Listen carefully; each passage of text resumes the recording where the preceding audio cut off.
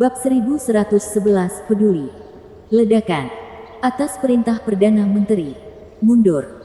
Teriakan lebih keras daripada lolongan kematian yang menyebar ke seluruh medan perang. Dengan kedua belah pihak berperang sengit dan keempat Raja Pedang melepaskan gerakan mematikan mereka.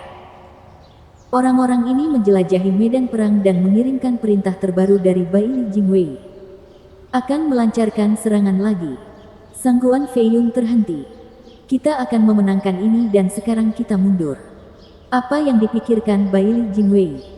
Kita pasti kalah dalam pertempuran. Melodi yang menenangkan terhenti dan Raja Pedang Sitar berbicara. Sangguan Feiyun meraung menantang. Di mana tepatnya kita tersesat? Semuanya berjalan sesuai keinginan kita dan akan bergerak ke wilayah utara. Bagaimana ini bisa disebut kerugian? Baili Jingwei juga menjanjikan bantuanku dalam menyerang wilayah timur. Sekarang kita mundur ketika musuh akan jatuh. Saya tidak bisa menerimanya. Jadi, ini adalah perang wilayah tengah dengan 4 negeri. Sejak Perdana Menteri Baili memerintahkan penghentian dan penghentian, tidak ada yang akan melanjutkan perlawanan. Anda dipersilakan untuk menghadapi 4 negeri sendirian jika Anda mau. Hahaha, dan Xing Sen juga kembali. Wine Sword Immortal menyeringai. Cukup bersemangat saat dia menyusul. Hehehe, penghentian itu bagus. Aku tidak akan membunuh lagi dan mendapatkan sisi buruk dari teman-teman lama itu. Zider Sword King menoleh dan pergi setelah menyingkirkan Sitar. Sangguan Feiyun adalah satu-satunya yang kesal dengan perkembangan ini. Tapi tetap menarik diri. Meskipun dia menjentikkan lengan bajunya karena kesal. Perintah Perdana Menteri tersebar kemana-mana dan pertempuran terhenti. Dan kerajaan Bintang Pedang mundur. Medan perang segera menjadi sunyi seperti kuburan. Kehilangan semua suara senjata dan teriakan. Di sisi utara, 200 barisan pertahanan hancur dan kehilangan lebih dari separuh pasukannya. Penghalang terakhir mereka juga akan runtuh dan mereka semua akan dihancurkan. Marsekal Luo Yunhai tegang. Basah oleh keringat dan sama-sama tidak percaya pada kekuatan Raja Pedang. Mereka berhasil bertahan dalam 6 hari pertama karena pertahanan mereka. Tapi begitu keempat Raja Pedang turun tangan, rasanya dunia seperti runtuh menimpa mereka. Dia mengertakkan gigi dan berteriak, "Tunggu sebentar. 1 hari lagi. Kalian semua, tunggu. Kita perlu mengulur waktu bagi para pria. Kita tidak bisa membiarkan mereka melewati kita dan merusak rencana Marsekal Agung." Ledakan. Ledakan yang tiba-tiba itu menenggelamkan suaranya. Semua pria gemetar saat mereka menghadapi musuh yang tak kenal lelah. Kata-katanya tidak didengarkan. Menghembuskan napas dalam-dalam, dia menggelengkan kepalanya. Semua taktik dan strategi gagal saat ini. Hanya mampu bertahan. Pada akhirnya, kekuatan adalah hal yang paling penting. Pembicaraannya tidak akan mengubah kenyataan. Siapa yang kalah atau siapa yang mati? Suara mendesing. Ledakan itu tiba-tiba terhenti. Membuat Luo Yunhai lengah. Tuoba Tishan berlari dengan ekspresi gembira. Marsal Luo. Berita bagus. Mereka mundur. Pasukan Sword Star sedang mundur. Kami selamat dari serangan gencar. Hahaha. Mereka akan pergi. Luo Yunhai linglung. Lalu dia menoleh ke kepala pelayannya. Steward Suge. Apa yang mereka lakukan? Kenapa tiba-tiba mundur? Suge Changfeng tenggelam dalam pikirannya atas perkembangan yang tiba-tiba ini. Seorang tentara bergegas mendekat dan membungkuk. Membawa slip batu giok. Kepala klan. Tuan Leng mengirim kabar. Menyambar dan membacanya. Luo Yunhai membantingnya ke tanah. Meledak dalam kemarahan. Apa-apaan ini? Kakek-kakek itu. Ada apa? Ketua klan. Apa yang telah terjadi? Suge Changfeng bertanya dengan kaget. Luo Yunhai menarik napas dalam-dalam. Wajahnya berubah marah saat dia meludah. Tuan Leng mengatakan orang-orang tua itu memerintahkan mundur tepat ketika pedang tak terkalahkan akan mati. Apa? Suge Changfeng melanjutkan. Bagaimana dengan Steward Zuo? Apa yang dia katakan? Luo Yunhai menghela nafas. Saudara Zuo ditangkap oleh iblis laut ketika dia mengejarnya dan sekarang hilang. Keputusan ini ada di tangan orang-orang tua itu. Jadi itu alasannya. Suge Changfeng mengangguk. Beralih ke pemandangan neraka yang sunyi tempat kedua pasukan berdarah dan mati. Matanya bersinar ketika dia berkata, sepertinya para pihak mencapai kesepakatan tersembunyi. Perang sudah berakhir. Bagaimana bisa ada perdamaian? Luo Yunhai meraung. Sedih. Matanya merah. Kami kehilangan lebih dari separuh pasukan kami. Hanya tersisa 40 juta orang. Dan Sir Leng berkata mengorbankan hampir 60 juta untuk melemahkan pedang tak terkalahkan. Kami kehilangan 100 juta orang. Setara dengan 3 negeri. Dengan orang-orang tua yang menyerah sekarang. Lalu bagaimana kita bisa bertahan saat mereka menyerang lagi? Jumlah korban tewas sangat besar dan kami juga harus membayar mahal. Siapa yang akan bertanggung jawab? Apakah mereka mati sia-sia? Tuoba Tishan juga tidak menerima berita itu dengan baik. Hanya Suge Changfeng yang menghela nafas dan mengangguk sambil menjelaskan. Kepala klan, izinkan saya berterus terang. Saya pernah menjadi Perdana Menteri sebuah dinasti dan tahu persis apa yang menjadi perhatian orang-orang berkuasa ini. Karena saya sendiri pernah mengabdi pada seorang kaisar. Dengan menggunakan kemungkinan hilangnya Stuart Zhuo, kompas moral mereka, Baili Jingwei menyerang mereka di tempat yang paling menyakitkan. Memiliki pengaruh atas mereka dan membuat mereka menghentikan perang. Tentang apa sebenarnya mereka? Hahaha. Berpegang teguh pada kekuasaan. Adapun kekuatan dari 4 negeri dan kerusakannya, mereka tidak terlalu khawatir. Bukankah lahan tersebut membesarkan begitu banyak ahli hanya untuk menjaga keamanannya? Kepala klan, aku akan jujur padamu. Pemimpin keempat negeri ini mungkin berasal dari sekte yang saleh dan agung seperti makhluk abadi. Namun mereka berkubang dalam nafsu akan kekuasaan. Tidak mampu melampaui dunia biasa. Menginginkan mereka meninggalkan segalanya dan memberikan segalanya untuk Dao pada dasarnya tidak mungkin. Mereka mungkin rela mengorbankan nyawanya. Namun ada beberapa hal yang mereka anggap jauh lebih berharga daripada nyawa. Lebih berharga dari hidup kita. Pengurus Zhuo sering berkata bahwa keinginan menghambat Anda. Selama bertahun-tahun keempat negeri itu takut pada sarjana lemah. Baili Jingwei. Karena alasan yang tepat ini. Baili Jingwei adalah ahli manipulator keinginan orang lain. Satu-satunya yang bisa melawannya dalam hal ini adalah saudara Zhuo. Luo Yunhai mengangguk mengerti lalu menangis. Omong-omong. Aku merindukan saudara Zhuo, pramugara Zuge. Dia mungkin hilang. Tapi aku ingin menemukannya bersama saudara perempuannya. Dan ketika saya menemukannya, saya tidak akan pernah melepaskannya. Suge Changfeng tersenyum. Aku tahu kepala klan merasa sedih. Tapi sebaiknya jangan melihat pengurus Zhuo seperti dirimu yang cengeng di masa lalu. Hahaha. Berhentilah menggoda. Luo Yunhai memelototinya.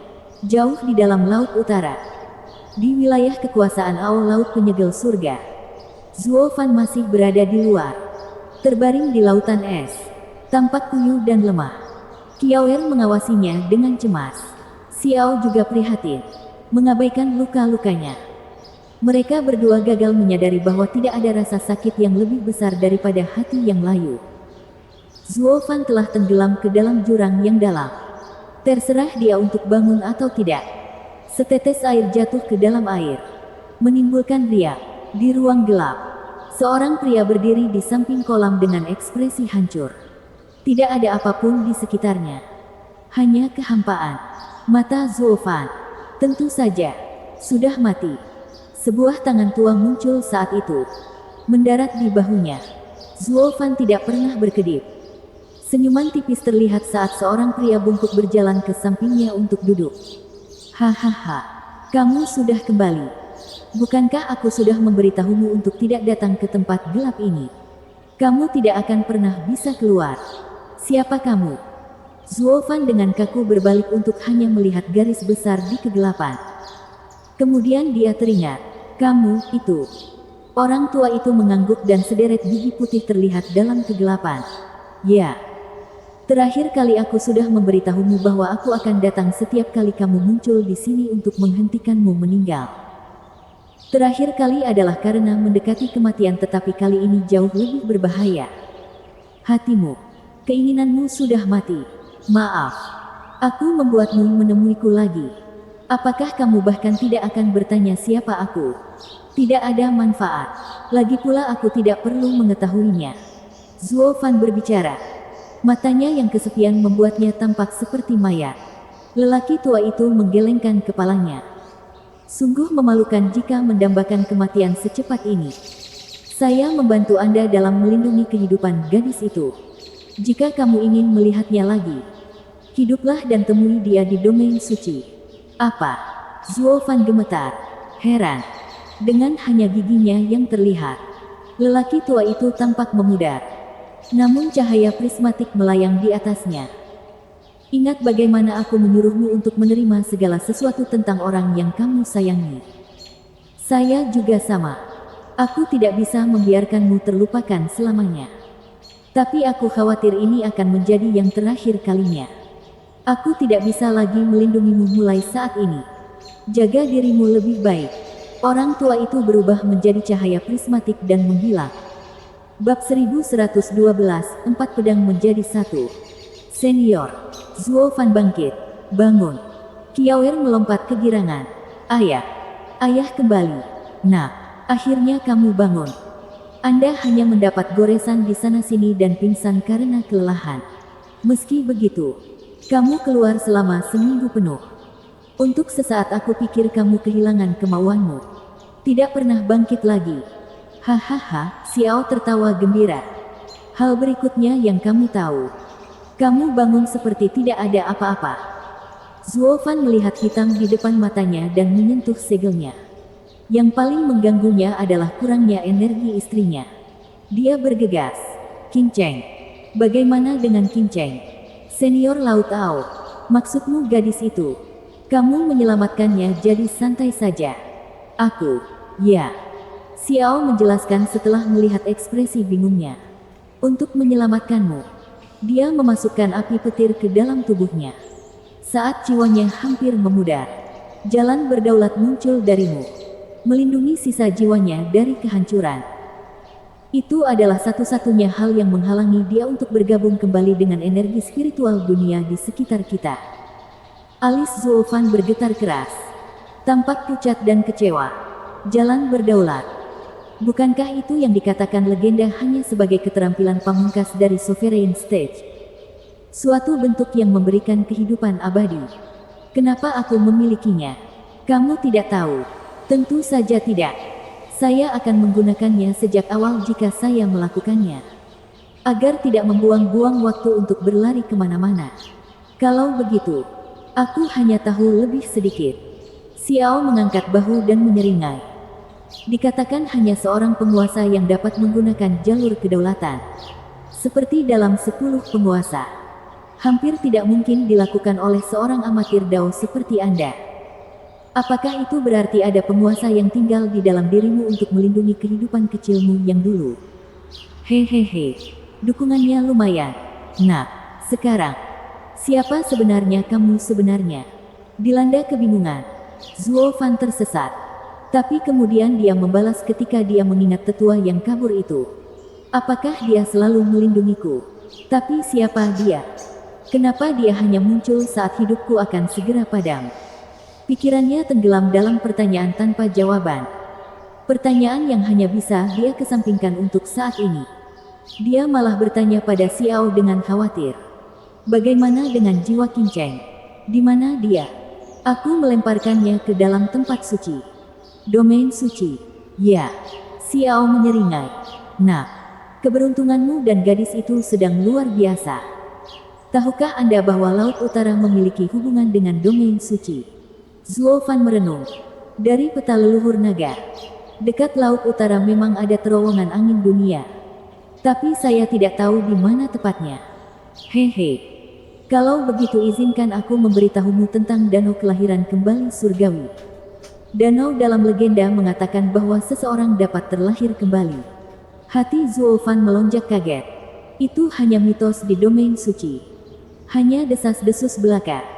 Dan sebagian besar dianggap sebagai cerita belaka. Namun setelah melihat-lihat catatan rahasia 9 kata-kata, aku mengetahui bahwa itu adalah tempat pencerahan penguasa kelahiran kembali. Itu memutarbalikkan ruang dan waktu. Dan selama hanya sebagian dari jiwamu yang tersisa, kelahiran kembali mungkin terjadi ke dalam kehidupan yang mudah. Hanya penghalang kerasnya yang membuat semua orang kecuali yang ditakdirkan tidak bisa masuk. 9 penguasa lainnya juga demikian. Keajaiban penciptaan seperti itu sebenarnya ada di sini. Di mana saja. Ayo bayangkan. Xiao mengangguk. Setiap penguasa memiliki kemampuan uniknya sendiri. Pusat pencerahan. Tidak ada yang boleh masuk kecuali diri mereka sendiri. Mungkin karena sambaran petirmu yang berhubungan dengan mata kekosongan ilahi. Kamu membuat celah pada penghalang itu. Tidakkah Anda merasa terhubung dengan danau kelahiran kembali surgawi di semua tempat ini? Itu menawarkan gadis itu kesempatan untuk dilahirkan kembali. Pilihan lainnya adalah berakhir sebagai orang cacat atau mati total karena hanya memiliki sedikit jiwa yang tersisa. Zuo Fan merenung dan akhirnya mengangguk sambil tersenyum. Itulah mengapa senior itu menyuruhku untuk hidup melihatnya di domain suci. Qing Cheng sudah ada di sana. Lalu aku akan bertahan sampai kita bertemu lagi. Tapi siapa dia? Bagaimana bisa seorang penguasa ada di dalam diriku? Mengapa dia memberikan segalanya untuk membantu saya? Kenapa dia memilih ketiadaan hanya untuk membantuku menyelamatkan Qing Cheng? Terlepas dari itu semua, ini adalah bantuan besar yang harus kubalas. Satu-satunya pertanyaan adalah apakah saya akan mendapat kesempatan. Zuo Fan akhirnya menunjukkan senyuman lebar dan cerah. Hatinya damai. Dia belum meninggal. Menungguku di luar sana saat kita bersama lagi. Mengambil napas dalam-dalam. Pandangan mematikan Zuo Fan kini berubah menjadi cerah dengan harapan dan vitalitas. Dia mengincar domain suci untuk bertarung. Tapi sekarang dia punya alasan lain. Cinta. Pola pikir Zuo Fan berubah saat suara samar mencapai telinga mereka.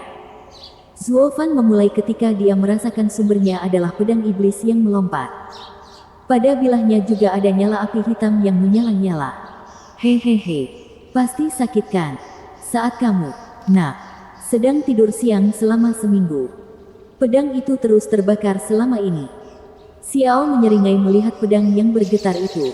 Menggoda, aku tidak tahu bagaimana kamu mendapatkan roh pedang yang begitu bodoh.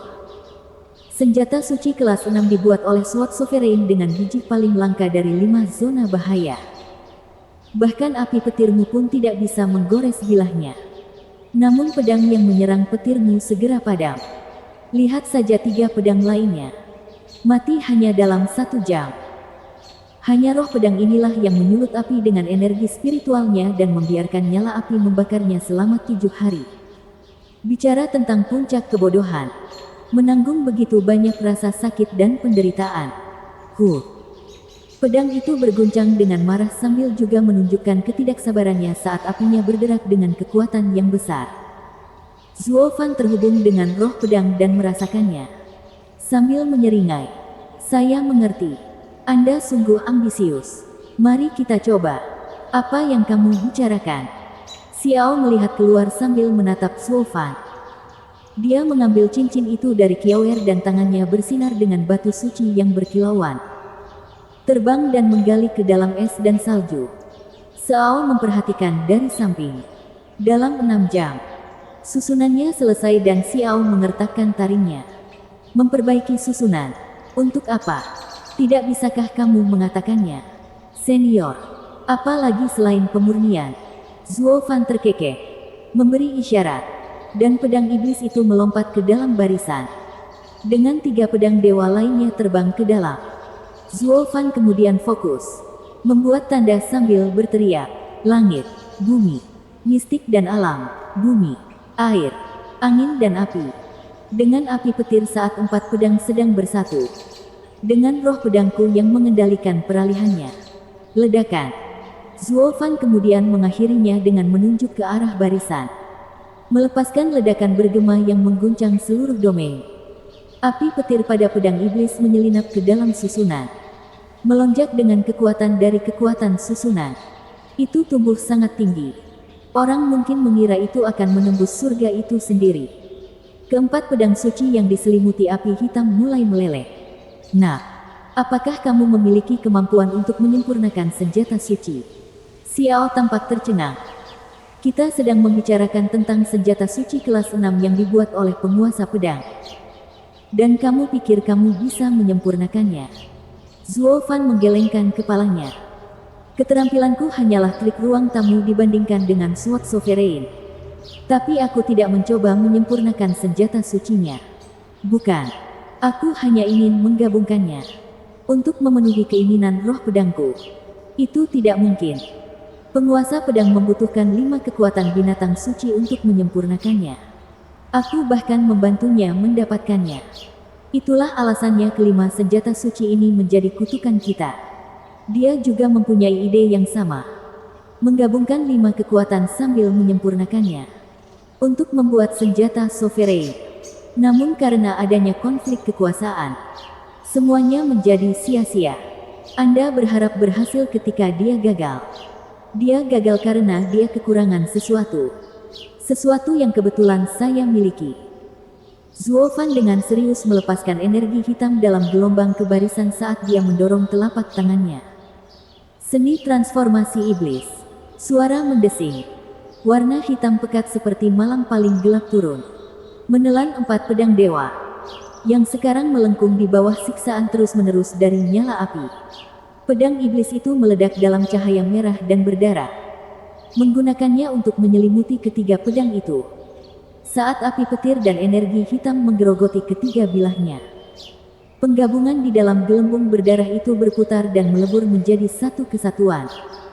Dalam bentuk pedang hitam, Xiao berdiri ternganga. Teringat untuk berteriak setelah sekian lama. Aku benar-benar lupa kamu menggabungkan 5 kekuatan binatang suci. Seberapa sulitkah meleburkan senjata suci? Senjata suci itu kuat. Tidak ada api fana yang mampu menggoresnya. Sedangkan api petir adalah kekuatan tertinggi di dunia. Menggunakannya untuk melelehkan tubuh dan metode iblis untuk menggabungkan gaya pedang. Hal yang gagal dilakukan oleh penguasa pedang dapat dicapai di tangan Anda. Nah, kamu benar-benar hebat. Terdengar senandung dan sebilah pedang hitam dengan garis-garis biru, merah, hijau dan emas terbang keluar dari neraka. Zuo Fan menggenggamnya di tangannya. Bukan aku, tapi penguasa 9 kata dan penguasa pedang. Saya hanya berdiri di atas bahu para raksasa. Zuo Fan berseri-seri. Senior Xiao, saya tidak akan pernah melupakan apa yang Anda lakukan untuk saya hari ini. Selamat tinggal. Aku harus kembali ke domain suci. Bab 1113 tidak memihak. Zuo Fan, di mana kamu?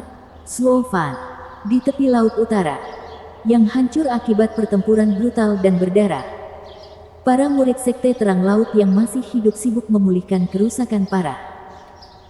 Hanya sedikit orang yang menyusuri tepian laut yang luas sambil berteriak dan memohon dengan berlinang air mata. Luo Yunchang bersama Suanger dan orang-orangnya sedang mencari satu orang hilang dengan pandangan suram. Luo Yunhai sedang berjalan ke samping, menatap perairan yang luas sambil menghela nafas berat. Saudara Zuo, kami akhirnya mengetahui bahwa kamu masih hidup. Tetapi kemana kamu pergi sekarang? Orang mati seperti dia selalu muncul entah dari mana dan menghilang dengan cara yang sama beberapa saat kemudian. Dia bahkan tidak akan mampir untuk berkunjung. Kami mengerti bahwa Anda sibuk. Tetapi paling tidak yang dapat Anda lakukan adalah mengirimkan pesan kepada kami sesekali dan tidak membuat kami patah hati dan selalu mengkhawatirkan Anda. Menyeka air matanya, Luo Yunchang menegur. Kakak-kakaknya menghiburnya dengan memberinya sapu tangan. Luo Yunhai menggelengkan kepalanya. Kakak, jangan merasa buruk. Saudara Zuo memiliki kekayaan besar dan saya yakin kali ini tidak ada bedanya. Itu untuk orang-orang baik. Tidak ada orang jahat yang diberkati dengan keberuntungan. Seseorang berteriak sebagai balasan. Mereka semua marah pada seorang gadis anggun dan angkuh. Matanya selalu memandang jauh ke lautan luas. Dia tampak dingin dan sedih. Tetapi kata-katanya yang menggigit jelas membuat seseorang terpukul ketika mereka sedang down. Luo Yunchang menatap tajam ke arahnya dan membentak. Apa yang pernah dilakukan Zuo Fan padamu? Kenapa kamu mengutuknya padahal kita bahkan tidak tahu apakah dia masih hidup? Nasibnya bukanlah sebuah misteri. Tidak juga kapan dia meninggal. Gadis itu menghela nafas. Semua orang tahu seberapa kuat iblis laut itu. Dan informasi yang kami miliki mengatakan bahwa ketika iblis laut itu mundur, hanya kelompok pedang tak terkalahkan yang keluar. Iblis itu tidak diragukan lagi tergeletak di bawah cakar iblis laut. Dosa-dosanya berat. Tetapi untuk menghormati orang yang telah meninggal, saya akan berhenti di sini. Saya hanya ingin tidak ada seorang pun yang mengikuti teladannya dalam kejahatan dan jalan berdarah yang ia lalui. Hei, apa ide besarnya? Saudari Sui, saudara Zuo sudah pergi sekarang. Jadi bisakah kamu setidaknya mencoba menunjukkan perhatian? Luo Yunchang mengamuk, melambaikan tangannya dengan sikap menantang. Gadis lain bergegas menenangkan mereka. Apakah kamu lupa kenapa kita ada di sini? Kakak Murong dan ayahku masih hilang. Seorang pria melangkah ke arah gadis-gadis itu sambil berteriak, Saudari Sui, Yaner. Saya tidak beruntung menemukan ayah dan yang lainnya. Bagaimana dengan pihakmu? Ketiganya juga ada di sini, mencari puing-puing. Murong Sui mengabaikan mereka dan pergi melihat. Kebaikan dan kejahatan selalu berada di sisi yang berbeda. Iblis sudah tiada, tetapi seluruh dunia mengetahui dosa-dosanya. Anda mungkin menolak untuk mendengar kebenarannya. Tetapi apakah Anda pikir Anda dapat menghentikan semua orang untuk berbicara? Tunggu. Luo Yunhai mengulurkan tangannya untuk memblokir mereka. Matanya berbinar dan Luo Yunhai berjalan ke arahnya dan menatap tatapan datar gadis itu. Nona, jangan menilai sebelum kamu mengerti. Zuo Fan adalah kakak laki-lakiku dan pengurus klan Luoku. Sebagai saudara laki-lakinya dan kepala klan, saya tidak bisa mengabaikan fitnah terang-terangan Anda. Anda menyebut kakak laki-laki sebagai iblis dengan dosa besar. Mengapa? Kamu adalah adik laki-lakinya. Aku juga. Ambil bedak. Ouyang Changqing mencibir, berusaha mencari keanggunan mereka. Tapi Murong Sui memelototinya sebelum berbalik ke Luo Yunhai. Saya tidak berbicara di belakang orang lain. Saya juga tidak menghina orang yang sudah meninggal. Kejahatan itu jahat. Karena kamu ingin mengetahui perbuatan kejinya, aku akan membeberkan semuanya untukmu. Murong Sui memulai perjalanannya ke area pusat. Ketika dia selesai, Luo Yunhai mencibir. Area tengah adalah musuh kita. Saudara Zuo dikepung dari segala sisi oleh musuh. Entah untuk membela diri atau menyerang. Itu semua adalah haknya. Anda menyebut itu kejahatan. Kalau begitu, siapa di antara 4 pemimpin negeri, termasuk klan Murong Anda, yang tidak bersalah? Dia melibatkan banyak orang tak berdosa dari kelompok pedagang. Mereka yang berpegang teguh pada pihak yang berkuasa harus siap untuk berpihak pada mereka. Tetapi semua kehidupan itu hilang sebelum waktunya. Di mana Anda melihat kehidupan? Saya melihat keadilan. Luo Yunhai membalas. Kamu menyebut mereka tidak bersalah. Tipe orang tidak bersalah yang sama yang dipupuk karena kekayaan dan kekuasaan. Mungkinkah tangan yang tak bersalah itu bersih?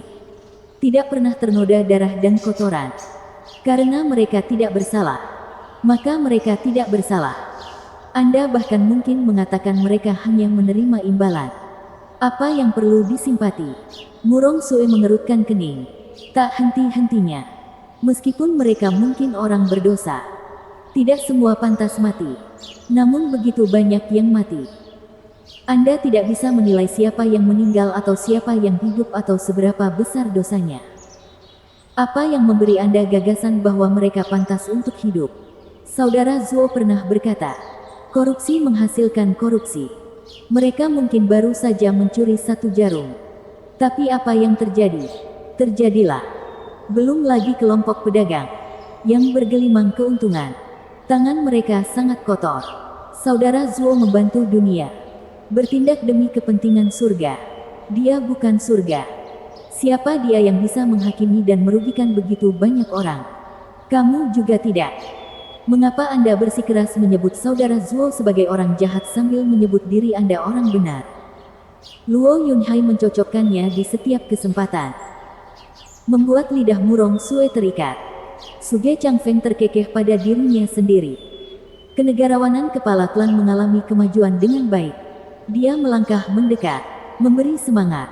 Nona, saya pernah menjadi Perdana Menteri Kekaisaran, dan dapat mengatakan dengan yakin bahwa di antara para pejabat dan pedagang, banyak sekali orang yang tewas di kaki mereka. Klan Murong adalah klan yang saleh, yang rindu hanya melihat ribuan korban jiwa dan tidak melihat detail penyebab bencana. Sejujurnya, dalam kapasitas saya sebagai lawan resminya dan sekarang menjadi kolega, saya dapat meyakinkan Anda bahwa Stuart Zuo adil. Adil. Murong Sue mengejek, menunjuk pada ribuan mayat, melolong dengan jengkel. Kamu menyebutnya adil. Rencana kejinya yang membuat begitu banyak nyawa menemaninya dalam kematian. Luo Yunhai menatap dingin ke arah mayat-mayat itu, sambil berteriak balik, Komandan Tuba, hadiah. Tuoba Tishan menarik perhatian Luo Yunhai. Komandan Tuba, beritahu Nona ini, apa hubungan kita belasan tahun yang lalu? Musuh. Dan Zuo Fan, musuh. Apakah kamu pernah bertemu di pertempuran? Bagaimana kesimpulannya? Dalam perang besar Tianyi, saya menderita kekalahan telak. Prajurit-prajuritku terbuang sia-sia. Perwira-perwiraku dikalahkan. Jumlah korban tewas tak terhitung. Saya menandai akhir karir saya. Apakah kamu membencinya? Apa yang dibenci seorang prajurit yang bertarung di medan perang yang menggunakan kekuatannya sendiri? Tuoba Tishan terkekeh, lalu membentak dengan keras. Kebencian adalah tanda pengecut. Kebencian tidak bisa mengalahkan musuh. Saya kalah dari Zuo Fan dan yang dia miliki hanyalah rasa hormat saya yang sebesar-besarnya. Saya hanya berpikir untuk melawannya lagi. Tidak lebih, tidak kurang. Luo Yunhai memecatnya, mengalihkan pandangan tajam ke arah Murong Sue. Sekarang kamu lihat, di medan pertempuran, di mana pertempuran paling sengit, diukur dengan kekalahan atau kemenangan, dan bukan dengan korban jiwa. Bersiaplah untuk mati saat Anda memasuki medan pertempuran, karena tidak ada kebaikan dan kejahatan. Yang ada hanya lemah dan kuat. Dalam perang ini, keempat negeri telah menguasai wilayah tengah. Terlepas dari korbannya, kami menang. Ini adalah keadilan saudara Zuo. Tak seorang pun boleh menyebutnya keji atau jahat. Jika menurut Anda perang itu jahat, izinkan saya memberitahu Anda perbedaannya. Luo Yunhai menjentikkan tangannya dan sebuah peta muncul di depan matanya. Karena rencana saudara Zuo, pertempuran dilanjutkan hanya di wilayah utara, sehingga 3 wilayah lainnya aman.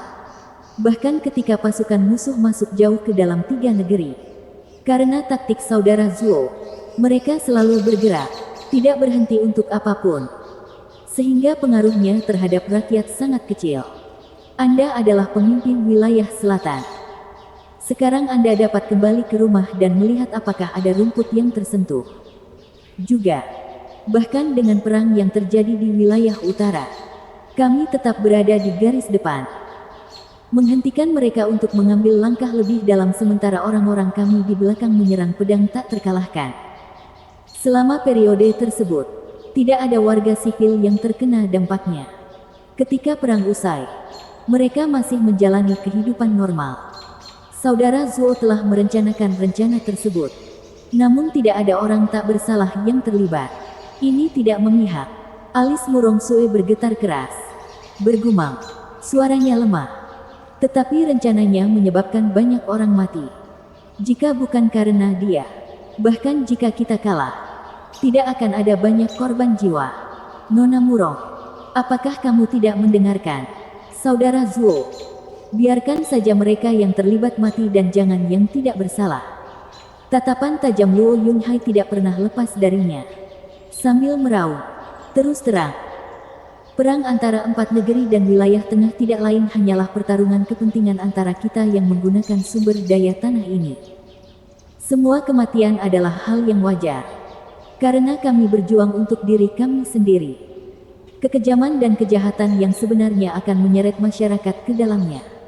Mereka menderita ketika kita berkembang. Mereka menderita ketika kita mengalami kemunduran. Apa yang mereka dapatkan di masa damai? Mengapa kita harus melibatkan mereka dalam perang? Ini sama seperti mengendarai kereta yang ditarik oleh binatang spiritual dan Anda menemukan 6 anak bermain di jalan. Jika Anda memutuskan untuk membelok, Anda akan menabrak anak yang bersembunyi di balik pohon. Apa yang akan kamu pilih? Apakah Anda akan menginjak-injak anak-anak atau yang lainnya? Aku, Murong Sue terjebak. Izinkan saya membantu Anda. Luo Yunhai berteriak padanya.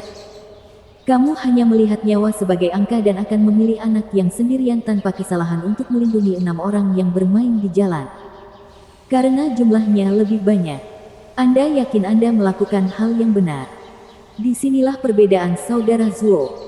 Dia akan mengabaikan ke-6 anak itu. Karena merekalah yang bersalah dan harus menanggung akibatnya. Alih-alih membiarkan kehidupan yang tidak bersalah menanggung akibatnya. Itu tidak memihak. Hal yang sama berlaku bagi kita sekarang. Melibatkan satu nyawa tak berdosa ke dalam perang kita adalah dosa terbesar. Tidak peduli berapa banyak dari kita yang tewas dalam pertempuran. Kita semua berhak atas hak kita. Karena kami menolak memberikan apa yang kami miliki. Ketika setiap orang hanya mementingkan dirinya sendiri. Apa yang perlu dikeluhkan? Berakar di tempat. Murong Sue menatap Luo Yunhai dengan bodoh. Kata-katanya gagal bahkan dalam membalas. Luo Yunhai menatapnya dengan tajam. Saya tahu saudara Zuo sama sekali bukan orang suci. Tetapi dia adalah salah satu iblis yang saya hormati. Dia tidak pernah menyentuh orang baik. Iblis selalu melawan iblis lainnya. Bagi saya, dia adalah hakim surga dalam menghukum kejahatan. Saya meminta agar Anda menyimpan hinaan yang Anda miliki untuknya untuk diri Anda sendiri. Pemahamanmu yang belum dewasa tentang kebaikan dan keadilan tidak ada gunanya di dunia ini. Bab 1114 Bersembunyi. Luo Yunhai berbalik dan pergi. Meninggalkan ketiganya dalam keadaan tercengang. Suge Changfeng mempercepat langkahnya untuk mengejar kepala klan. Luo Yunhai berhenti beberapa saat kemudian. Kepala klan. Menyadari tatapannya yang gelap dan tangannya yang terkepal. Suge Changfeng bertanya. Luo Yunhai menelan ludah. Suaranya rendah. Steward Suge. Kami terlalu pasif. Bahkan di saat klan Luo tidak mempunyai nama apapun. Aku masih tidak merasa pasif seperti sekarang. Kami memilikinya. Kami hampir menang setelah pengorbanan yang pahit dan berat. Namun kami menyerahkan semuanya hanya karena orang di atas mengatakan demikian. Kepala klan, aku mengerti perasaanmu. Suge Changfeng tersenyum. Matanya tajam. Kepala klan ingin merebut kekuasaan. Mengingat kebangkitan kita yang tak terhentikan. Luo Yunhai mengangguk. Kami mengalami pertumbuhan pesat di wilayah barat. Tapi terlalu ramah. Kami tidak pernah memegang hak untuk memutuskan dalam situasi nyata apapun. Bagaimana kami dikirim untuk mempertaruhkan nyawa kami lalu menyerahkan semuanya pada saat berikutnya. Kami tidak pernah mempunyai suara di dalamnya. Kami hanya reaktif. Saya ingin memimpin dunia dan tidak mengajak orang-orang bodoh untuk bermain-main dengan saya. Mata Luo Yunhai bersinar saat dia mengungkapkan keinginannya. Suge Changfeng mengangguk. Saya mengerti segalanya. Kepala klan. Dengan dunia yang kini pulih setelah kekacauan. Peluang sudah matang. Kami akan membantu klan Het mengambil semuanya. Anda bisa yakin akan hal itu. Luo Yunhai meliriknya. Memberi isyarat. Dan pergi bersama orang-orangnya. Namun untuk pertama kalinya, matanya menunjukkan hasrat mendalam akan kekuasaan. Saat berada di Tianyi, Zuo Fanlah yang membantunya dalam setiap rencana. Klan Luo memang lemah, namun bukannya tidak berdaya. Mengambil bagian yang seharusnya setiap saat dan berusaha sekuat tenaga untuk mengubah nasibnya. Setelah Zuo Fan pergi, dia memberi Luo Yunhai 3 pemikiran hebat untuk membantu segala hal sambil meletakkan dasar bagi pengembangan aliansi Luo. Dia mendidik klan yang saleh agar tidak pernah kehilangan nilai-nilai inti. atau gaya jujurnya, sehingga mendapatkan kekaguman dari orang-orang dimanapun. Sekarang, meski aliansi Luo begitu hebat, mereka hanyalah pion dari wilayah barat di papan catur dunia. Didorong, diberitahu apa yang harus dilakukan, berjuang dan menderita, namun tidak sekalipun mampu memperjuangkan hak mereka yang binasa. Bahkan dalam perang saudara, mereka mengabaikan perintah kekaisaran. Namun di sini, dalam perang antar negara, mereka harus berhenti ketika disuruh. Terlepas dari apakah para petinggi tidak memiliki kesopanan untuk menjelaskan alasannya. Terlepas dari kesepakatan yang dicapai para lelaki tua itu, satu hal yang pasti, mereka, para lelaki kecil, tidak ada hubungannya dengan hal itu. Mereka ada di sana untuk dimanfaatkan. Luo Yunhai belum pernah diperlakukan dengan sikap acuh tak acuh seperti itu. Seperti alat yang mudah digunakan. Hatinya membara dengan keinginan untuk mengubah kesia-siaan dan kelemahan yang ia rasakan. Di dunia yang kejam ini, moral dan kewajiban adalah sampah tanpa kekuatan untuk mendukungnya. Anda mungkin peduli pada orang-orang di bawah Anda. Tetapi apakah atasan Anda akan bersimpati? Anda mungkin mengkhawatirkan orang-orangnya. Tetapi apakah orang-orang di atas akan khawatir? Tugas dan kehormatan dibangun di atas kekuasaan tertinggi. Segala sesuatu yang lain masih diperdebatkan. Itulah mengapa saudara Zuo membawa klan Luo ke puncak Tianyu sebelum pergi. Karena meskipun menjadi tangan kanan orang lain, kamu tetap menjadi pionnya. Saya menjadi malas selama bertahun-tahun. Tidak memahami rasa sakit saudara Zuo. Luo Yunhai menutup matanya, sedikit menangis. Tapi kemudian dia membukanya dengan tekad. Tidak lagi, saudara Zuo. Anda telah meninggalkan kami 3 orang hebat yang membantu penyerangan kami. Bukan pertahanan. Klan Luo akan mendaki lebih tinggi. Mulai sekarang, kita tidak akan pernah lagi terjebak dalam kebiasaan seperti sekarang ini. Kami menulis nasib kami sendiri. Tidak membiarkan orang lain memanfaatkan kami lagi. Luo Yunhai berjalan dengan tujuan dan tekad. Murong Sue tidak pernah mengucapkan sepatah kata pun. Hei, menurut si Pang itu siapa? Kamu pikir kamu begitu keras membentak gadisku? Ouyang Changqing akhirnya bereaksi dan menyerang.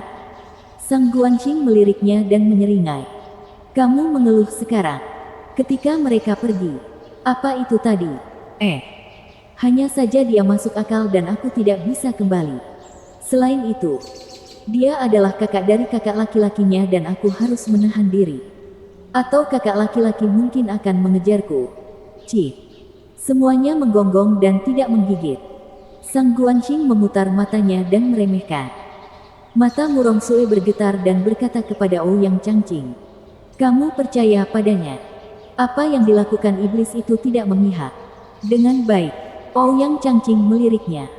Tidak ingin jawabannya membuatnya marah. Suir, Changqing, Yaner, kamu di sini. Kakak, ayah. Ketiganya terkejut mendengar teriakan familiar itu. Lalu berbalik kegirangan karena menemukan keluarga yang selama ini mereka cari. Ketiganya tampak muram. Bahkan dengan tatapan hangat mereka pada anak-anak dan saudara-saudara mereka. Murong Sue merasakan perubahan itu dan mengerutkan kening. Saudaraku, ada apa? Ketiganya menghela nafas. Dan Murong Lai memulai.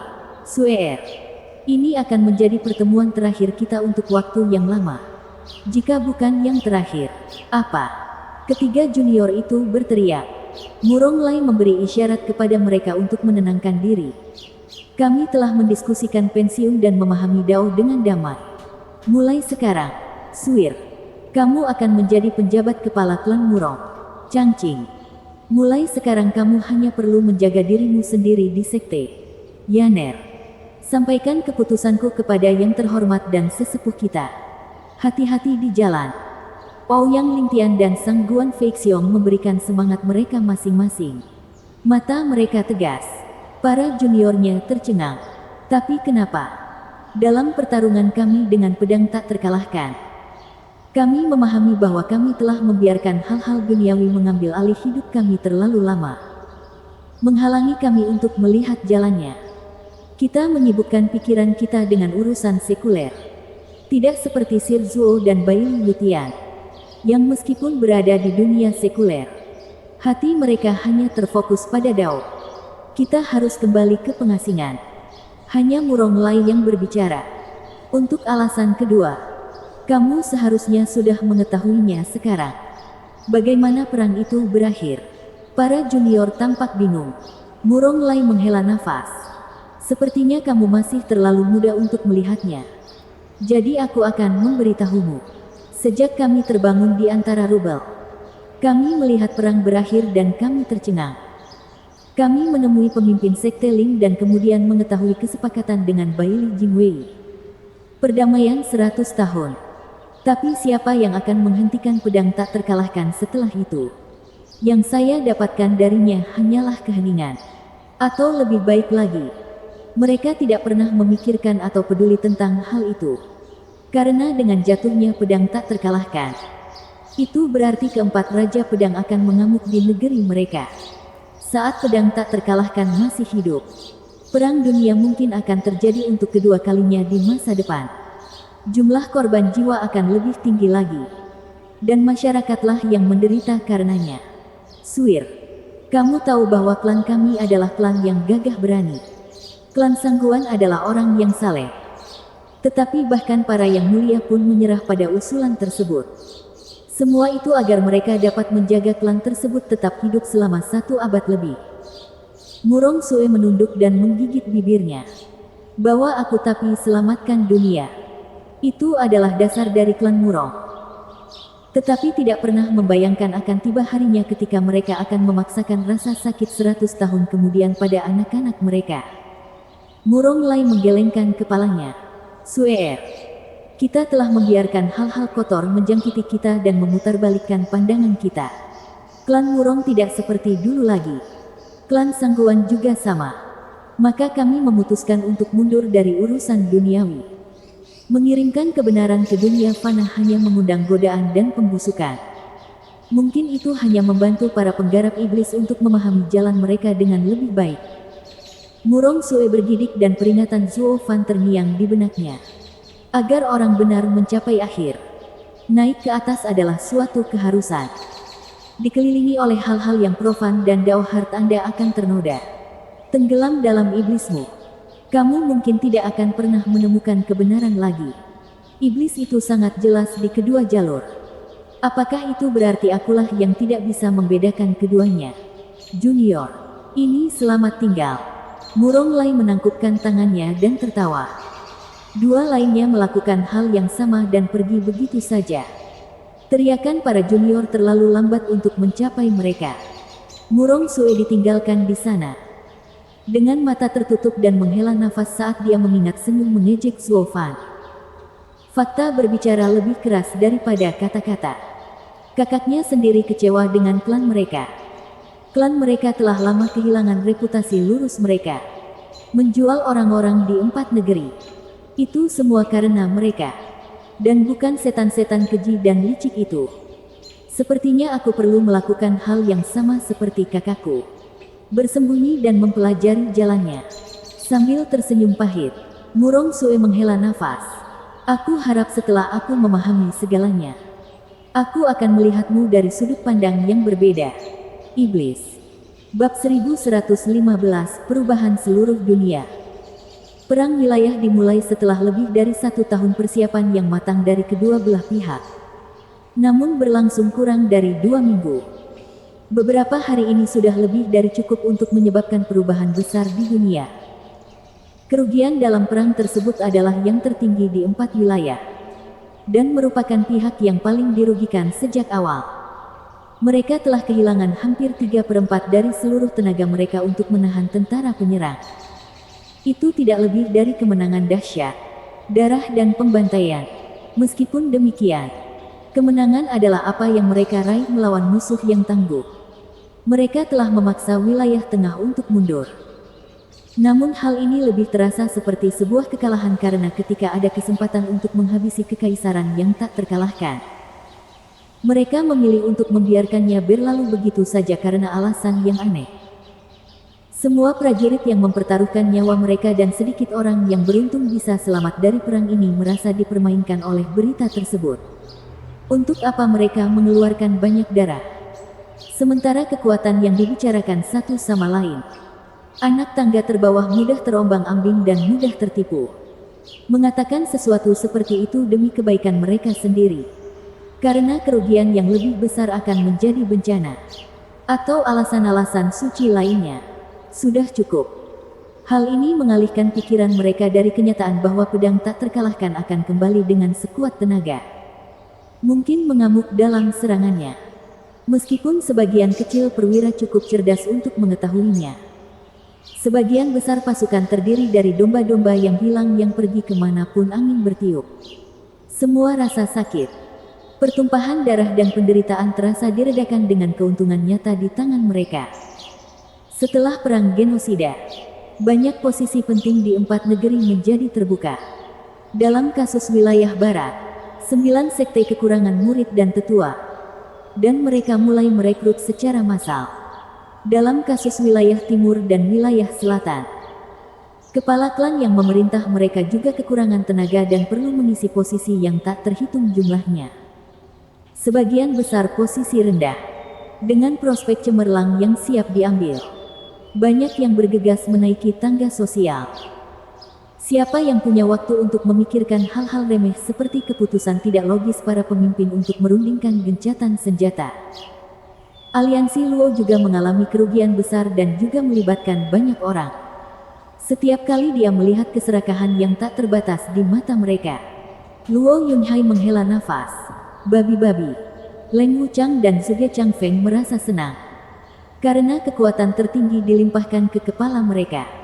Tanpa orang-orang bodoh ini, siapa yang akan melakukan semua permainan kekuasaan dan mengalahkan pertempuran? Begitulah kenyataannya. Karena aliansi Luo bukanlah sekte selektif yang hanya menerima satu murid dalam satu waktu.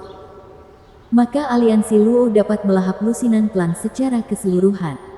Ia direkrut seperti paus rakus yang memakan krill.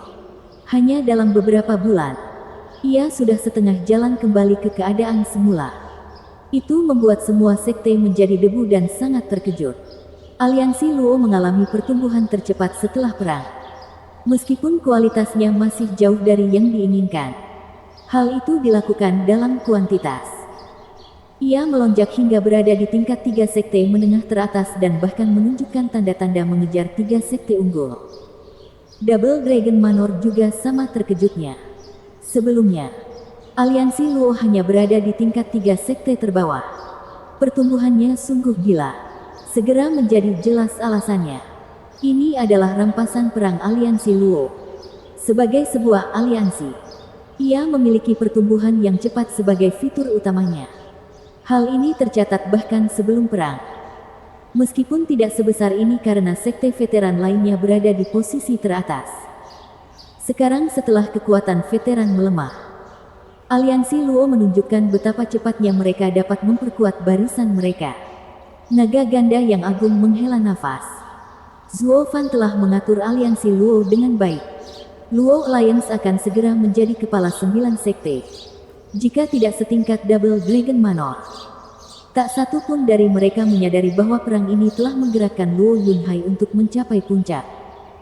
Double Dragon Manor tidak akan memiliki kesempatan untuk menghentikannya saat itu. Beberapa klan bersorak, yang lain mengeluh. Sementara wilayah barat dipenuhi dengan aktivitas dan pemulihan setelah perang. Wilayah selatan, wilayah utara, dan wilayah timur berada dalam jurang keputusasaan. Celaka dan hancur. Faksi utama mereka memang sudah pulih. Tapi masalah utama di sini adalah kurangnya sosok yang paling penting. 3 pedang dewa hilang ketika penggunanya memasuki kabut hitam iblis laut dalam keadaan gawat. Dan sekarang ketiga klan itu mencuci tangan dari masalah tanah mereka. Memilih untuk mengasingkan diri. Ketiga negeri itu tercengang. Tanpa para pemimpin. Akan menjadi keajaiban jika mereka bisa melawan 9 raja pedang. Apalagi pedang tak terkalahkan. Agar ketiga pemimpin ini kembali kepada mereka. Kelompok wilayah utara mendobrak pintu rumah Ouyang Changqing. Para darah biru dari wilayah timur menunggu kabar di rumah Sangguan Qingyan.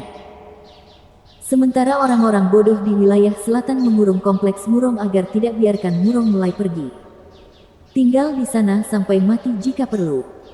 Mereka bertemu dengan Ouyang Changqing yang keji dan paling tidak bermoral. Dia tahu mereka membutuhkannya sehingga dia tidak ragu meminta suap saat itu juga. Lebih buruk lagi, dia memamerkan wajah mereka setiap hari. Bertingkah seperti raja wilayah utara dan membuat mereka gelisah karena dia tahu mereka tidak bisa menyentuhnya. Mengenai kapan orang tuanya akan datang, dia berusaha sejelas mungkin. Dalam kasus Sang Guanxing, ada seorang wanita yang terlalu halus dan siap untuk jatuh begitu rendah. Jadi dia mengunci pintunya untuk semua pengacara. Para pembuat onar dengan mudah diberangkatkan dengan bantuan 3 orang terhormat klan. Mereka jauh dari kata tidak berdaya. Setelah beberapa contoh menyeluruh diberikan, penonton tahu kapan harus mengambil petunjuk. Kejutan terbesar terjadi pada klan Murong. Murong Lai menghilang, dan ternyata adiknya pun ikut menghilang. Dengan kepergian keduanya, klan tidak memiliki siapapun untuk dituju. Setelah kehilangan pedang suci dan pemimpin mereka, ketiga negeri tersebut berada pada posisi terlemah dalam sejarah. Dengan sedikit pilihan, mereka kembali memulihkan kekuatan mereka. Mereka belajar dari wilayah barat untuk menerima orang secara massal untuk mendapatkan pangkat yang sama. Hal ini seharusnya memperbaiki kerentanan yang paling mencolok. Semakin banyak semakin baik, bukan? Keempat daratan yang berada dalam kekacauan yang mengerikan memberikan peluang sempurna bagi area pusat untuk menghancurkan semuanya. Dengan 9 raja pedang mereka, 1 divisi sudah lebih dari cukup untuk membantai mereka. Kesepakatan damai Baili Jingwei menjadikannya mustahil. Setelah berjanji pada Dao Heart-nya sendiri untuk tidak menginvasi tanah-tanah itu di abad yang akan datang. Meskipun pria sebijaksana Baili Jingwei tidak sebodoh itu menempatkan dirinya dalam stagnasi selama 100 tahun. Kedamaian muncul karena dia tidak punya pilihan. Dia benar-benar membutuhkan 1 abad perdamaian. Kerajaan Bintang Pedang adalah yang terkuat, memiliki pasukan terhebat, namun telah kehilangan kekompakannya. Hanya tinggal masa lalu, digantikan oleh pecahan-pecahan. Dengan luasnya lahan dan kekayaan di wilayah tengah, hanya dalam beberapa minggu, jutaan pemberontakan terjadi. Sepertiga kota-kota tersebut jatuh, menjadikannya perang saudara terburuk dalam sejarah wilayah tengah. Zuo Fan membuat langkah mematikan dengan menyuruh perdagangan pantai tenang untuk bangkit di saat perang. Bahkan dalam jangka waktu yang relatif singkat, Serene Forest Trading tidak memiliki keraguan dan menjungkirbalikkan negara perkasa tersebut. Terutama betapa tidak ada kekuatan militer yang nyata untuk menghentikan mereka.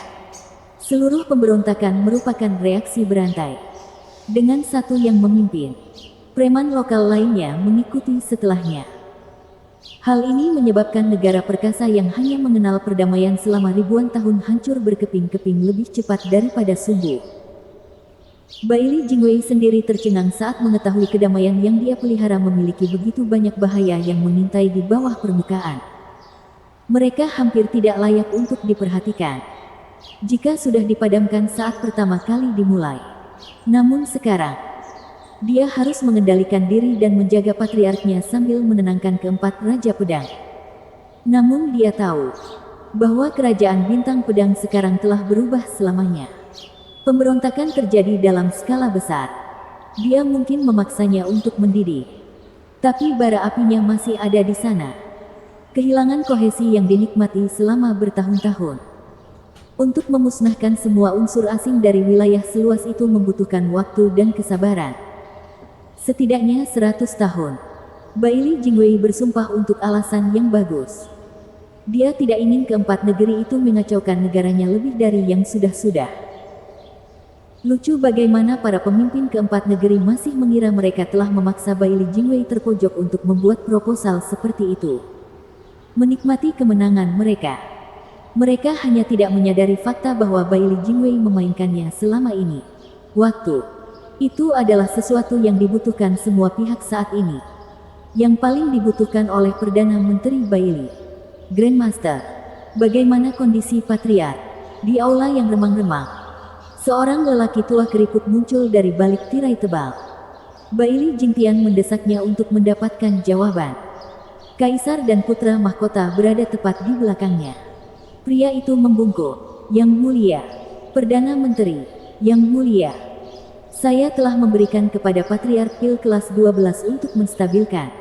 Namun, apa? Semua bertanya dengan satu suara. Penuh kekhawatiran. Penatua itu mengerutkan kening. Luka sang patriark sangat dalam. Yuan Qi-nya habis. Intinya rusak. Sang patriark masih memiliki kekuatan untuk hidup hampir 1000 tahun lebih. Tapi seperti dia sekarang, dia akan menemukan istirahatnya dalam 100 tahun. Melampaui harapan apapun. Maksudmu patriark hanya punya waktu 100 tahun, jantung Baili Jingwei berdegup kencang. Grandmaster, negara tidak bisa hidup tanpa patriark. Pasti ada. Lelaki tua itu menghela nafas. Manusia punya batasnya. Begitu juga aku. Kecuali, apa? Patriark maju sebelum akhir. Memperpanjang hidupnya. Aku sudah hidup selama bertahun-tahun dan dengan patriark berada di puncaknya. Masih belum ada satupun kasus di mana ada alam lain di atasnya. Dengan demikian, bam! Baili Jingwei meremukkan tengkoraknya dengan telapak tangannya. Matanya dingin. Baili Jingxi tersentak. Dia adalah seorang alkemis kelas 12 kekaisaran. Tidak ada sepatah kata pun yang bisa lolos dari kondisi patriark. Mata Baili Jingwei berkilat, melirik ke tubuh yang berdarah.